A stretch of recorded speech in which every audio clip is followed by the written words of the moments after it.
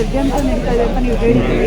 ಅದ್ರ ಜೊತೆಗೆ SIT ರಚನೆ ಮಾಡಿರುವಂಥದ್ದು ನನ್ನ ಮೇಲಿದ್ದಂತಹ ಕಳಂಕವನ್ನು ಈಗ ಕಡಿಮೆ ಆಗಿದೆ ಅಂತ ಹೇಳಿ ನಿನ್ನೆ ವೀರೇಂದ್ರ ಹೆಗ್ಗಡೆ ಅವರು ನಾನು ನಿನ್ನೆ ಮಾತಾಡಿದ್ದೀನಿ.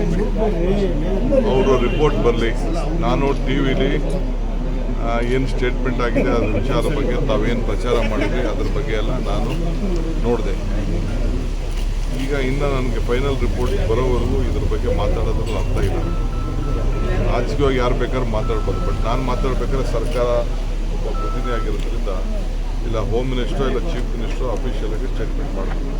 ರಿಪೋರ್ಟ್ ಬಂದು ಆಮೇಲೆ ಮಾತಾಡ್ತೀನಿ. ಬಟ್ ವಾಸ್ತವಾಂಶ ಏನು ಅಂತ ಜನಕ್ಕೆ ಅರಿವು ಮಾಡಬೇಕು ಅನ್ನೋದು ನಮ್ಮೆಲ್ಲರ ಆಸೆ. ಸರ್, ಈಗ ಸುಪ್ರೀಂ ಕೋರ್ಟಲ್ಲಿ ಅರ್ಜಿ ಹಾಕಿ ವಜಾಗಿದ್ರು ಕೂಡ ಸರ್ಕಾರದ ದಾರಿ ತಪ್ಪಿಸುವಂಥ ಕೆಲಸ ಮಾಡಿದ್ರೆ ಅವ್ರ ವಿರುದ್ಧ ಕ್ರಮ ತಗೊಳ್ತೀರಾ?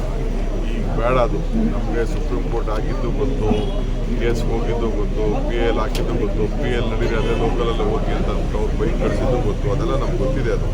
ಬಟ್ ಅದನ್ನು ಯಾರನ್ನು ಸುಪ್ರೀಂ ಕೋರ್ಟ್ ಆಗಿದೆ ಅಂತ ಯಾರು ಹೇಳ್ಕೊಡಲ್ಲ. ಬುರುಡೆನ ಎತ್ಕೊಂಡೋಗಿ ಡೆಲ್ಲಿಗೂ ಎತ್ಕೊಂಡು ಹೋಗೋರು ಬುರುಡೆನ, ಅದು ಕೂಡ ನಮಗೆ ಮಾಹಿತಿ ಇದೆ.